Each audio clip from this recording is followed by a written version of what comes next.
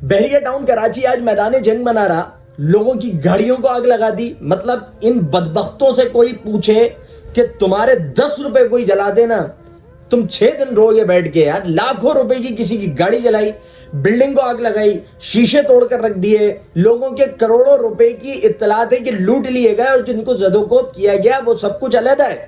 یہ سب ہو کہاں رہا ہے؟ لانڈی میں نہیں ہو رہا، کورنگی میں نہیں ہو رہا، اورنگی میں، بلدیہ میں نہیں ہو رہا، کسی مضافاتی علاقے کے اندر نہیں ہو رہا، بلکہ اس سوسائٹی کے اندر ہو رہا ہے which is equivalent to defense، جو ڈیفنس سے بھی ایک قدم بڑھ کے جو ایلیٹ کلاس کی آبادی ہے. بحریہ ٹاؤن کراچی کو عملی طور پر یرغمال بنایا گیا آج. اچھا میں ابتدا میں وعدے کر رہا ہوں کہ مجھے ملک ریاض سے چارانے کی بھی کوئی لگاؤ نہیں ہے، کوئی ہمدردی نہیں ہے. جو لوگوں کے ساتھ اس نے کیا ہے وہ سب ایک علیحدہ داستان ہے، لیکن جو آج ہوا ہے، جو ملک دشمن عناصر نے آج کیا ہے، اس کے اوپر بات ہونا بنتی ہے. جو سندھ حکومت کی نااہلیہ ہے اس کے اوپر غصے کا اظہار بنتا ہے. سندھ حکومت جواب دینا. جب یہ سب کچھ ہو رہا تھا، اول تو جو سیکیورٹی وہاں موجود تھی اس نے ایکشن کیوں نہ لیا، اور پھر باقی سیکیورٹی وہاں کیوں نہ پہنچی؟ مطلب سیکیورٹی کیا جھک مارنے کے لیے، سیکیورٹی کے گھاس چرنے کے لیے، سیکیورٹی کے دکھانے کے لیے کہ یہ وہ شہر ہے. مطلب اس شہر کے زخم تو دیکھیں نا یار آپ. یہاں وکلا زندہ جلائے گئے، سیکیورٹی جھک مار رہی ہے. یہاں 12 مئی کو 57 لوگ ایک دن کے اندر قتل ہوئے ہیں، سڑکوں کے اوپر مارے گئے، گرنیڈ پھینکے گئے، اس دن اندھا دھند فائرنگ کی گئی. کیا ہوا؟ سیکیورٹی جھک مار رہی تھی. یہاں پر بلدیہ ٹاؤن کی فیکٹری کے اندر انسان زندہ جلے، سیکیورٹی جھک مار رہی تھی. یہاں پر 27 دسمبر کے بعد آگ لگا دی گئی، ایسی کی تیسی کر دی گئی پورے شہر کی. میں نے خود دیکھا تھا کہ کورنگی انڈسٹریل ایریا کے اندر لائن سے سینکڑوں کی تعداد میں کنٹینرز تھے جو جلے ہوئے تھے. لوگوں کے بلڈنگیں جلی، پان کے کیبن اٹھا کر لے گئے. سیکیورٹی 3 دن تک جھک مارتی رہی ہے، سب کچھ ہوتا رہا، بسیں اور گاڑیاں جلتی رہی. آج پھر یہ سب کچھ ہوا ہے اور سیکیورٹی کچھ کرنے کو تیار نہیں تھی. تو کیا یہ سیکیورٹی پیپلز پارٹی نے، کیونکہ سندھ کے اندر پیپلز پارٹی کی حکومت ہے، سندھ کے اندر پیپلز پارٹی اختیار رکھتی ہے، یہ اگر نشست پہ نہ بھی ہو تو بھی ان کے بھرتی کیے ہوئے لوگ ہر جگہ کے اوپر بیٹھے ہوئے ہیں. تو کیا یہ جو سیکیورٹی جو عوام کے ٹیکس کے پیسے کے اوپر پلتی ہے، جو آپ نے محکمے بنا رکھے ہیں، کیا یہ صرف اس لیے ہیں کہ آلے بھٹو کی حفاظت کرتے پھریں؟ کیا یہ صرف اس لیے ہیں کہ بلاول بھٹو اگر کہیں دورہ کرنے جائے تو اس کے قافلے میں 50 پولیس کی موبائلیں چلائی جائیں؟ کیا یہ صرف اس لیے ہے کہ زرداری کے گھروں کی، زرداری کے رشتہ داروں کی حفاظت کے لیے ان کو استعمال کیا جائے اور کراچی والے اسی طرح مرتے رہے، ان کا خون بہتا رہے؟ اور اس کے بعد جو یہ سب کچھ ہوا ہے، پیپلز پارٹی کو اول جواب دینا پڑے گا. پیپلز پارٹی کو اپنی پوزیشن کلیئر کرنی پڑے گی، کیونکہ یہ جتنا بھی ملک ریاض کا کانڈ ہے اس میں صرف ملک ریاض ملوث نہیں ہے بھائی. اس کو سمجھیے گا. پیپلز پارٹی اس پر لسانی سیاست کو بھڑکانے کے لیے اپنی بےغیرتیاں دکھا رہی ہے. ذرا پیپلز پارٹی اپنے آپ کو کلیئر کرے اس سارے بلدیہ کے بحریہ کے معاملے کے اوپر کہ جو کچھ ہوا، زمین کا معاملہ ہوا، زمین پہ قبضہ ہوا، لینڈ مافیا، واٹ ایور جو بھی ہے یار.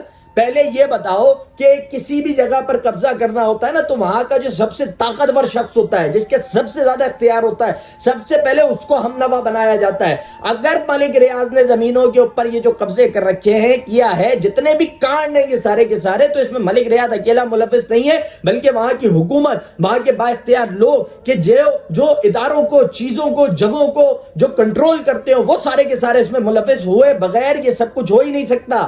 چوری جو ہے وہ گھر کے فرد کو ملا کر کی جا سکتی ہے، اس کے بغیر بہت مشکل ہو جاتا ہے. تو پیپلز پارٹی پہلے سارے کانڈ میں شریک رہی. پھر پیپلز پارٹی کی شمولیت کا جو ایک اور جو انداز ہے، کیونکہ زرداری سے ملک ریاض کے مراسم کے متعلق سب جانتے ہیں، آج تک یہ کچھ پھوٹے نہیں. انہوں نے بحریہ ٹاؤن نے، ملک ریاض نے لوگوں کا کروڑوں روپیہ، اربوں روپیہ آگے پیچھے کیا، لوگوں کو رلایا، ذلیل کیا، ان کی زندگی بھر کی جمع پونجی باپ کا مال سمجھ کے ہڑپ کر لی. کچھ نہ بولی پیپلز پارٹی. تو پیپلز پارٹی جو پہلے آ کر اپنا اسٹانس کلیئر کرے، اپنی وضاحت کرے کہ وہ کہاں کھڑی ہے. دوسری بات یہ کہ یہ جو بات ہوئی ہے، آج نہ کھپے کے نعرے لگے ہیں. دیکھیں میں اس وطن کے ساتھ کمیٹڈ انسان ہوں، اور میں نہیں، اس کے سارے باشندے، اس کے سارے بسنے والے اس ملک سے محبت کرتے ہیں. ہمیں تکلیف ہوتی ہے مگر اس ملک کے دشمنوں سے نفرت کرتے ہیں.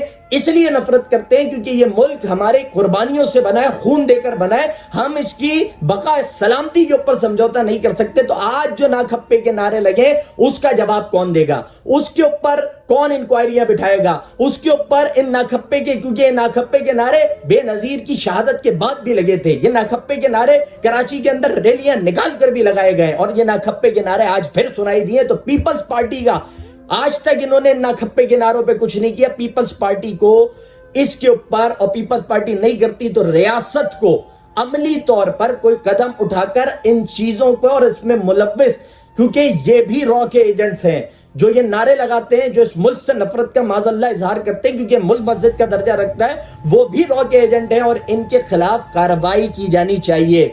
पीपल्स पार्टी अपनी घिनौनी सियासत का रुख बदले और कराची के शहरियों के साथ ये जुल्म ज्यादती बंद करे। इस सारे मामले की इंक्वायरी बिठाई जाए, मलिक रियाज को उल्टा टांग दे, लेकिन अंदर जो लोग बैठे हुए हैं, और ये जो बलवाई थे बदबख्त, इन्होंने तो KTN जो कि एक सिंधी चैनल है उसके रिपोर्टर तक को मारा। ये बैरूनी एजेंडों के ऊपर काम करते हैं।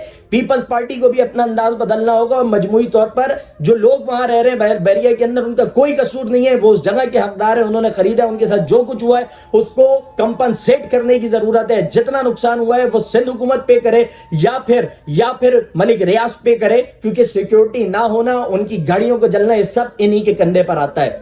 मेरी इल्तिजा ये है कि बराए करम लिसानियत से चीजों को बाहर लाएं, अपनी गंदी सियासत चमकाने के लिए इस शहर को, इस सूबे को आग के अंदर ना झोंकें।